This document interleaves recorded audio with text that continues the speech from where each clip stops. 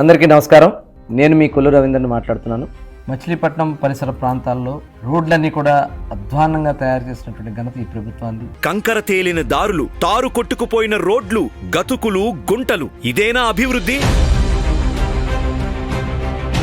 అధికారంలోకి వచ్చిన ఈ ప్రభుత్వం కొత్త రోడ్ల నిర్మాణం అటుంచి గతుకులు పడిన రోడ్లకు మరమ్మతులు కూడా చేయించలేని దుస్థితి. వైఎస్ఆర్ పార్టీ వచ్చినాక 5 సంవత్సరాల వరకు తార మట్టిగడ ఏ గోతుల్లో కాడ ఒక్క మట్టిగడ పోయిలా. అదే టీడీపీ పార్టీ ఉండగా కనీసం అరగంటకి వెళ్ళిపోయి బందరు ఇవాళ గంటన్నరకు వెళ్ళినా కానీ ఒళ్ళు నొప్పులు, నడుము నొప్పులు వచ్చేస్తున్నాయి. ఇవాళ రోడ్లు అయితే మరీ ఘోరంగా ఉన్నాయి. మేము ఆటో వేసుకెళ్తా అంటే భయపడుతున్నాం. నలుగురు నెక్కించుకోవాలన్నా గానీ అసలు గడగడగల ఆడిపోతున్నాం అనమాట.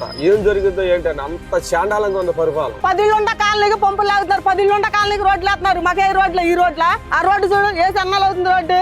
ఏం చేస్తున్నారు మాకు నాయకులు? మరి నడవడానికి కూడా లేనటువంటి పరిస్థితిలో రోడ్లన్నీ కూడా గుంతలమయమైపోయినటువంటి పరిస్థితి ఉంది. ఖచ్చితంగా రాబోయే కాలంలో ప్రతి ఒక్కరికి నేను హామీ ఇస్తా ఉన్నా, మచిలీపట్నంలో ఉన్నటువంటి మొత్తం టోటల్ రోడ్స్ అన్ని కూడా కంప్లీట్ చేస్తాం.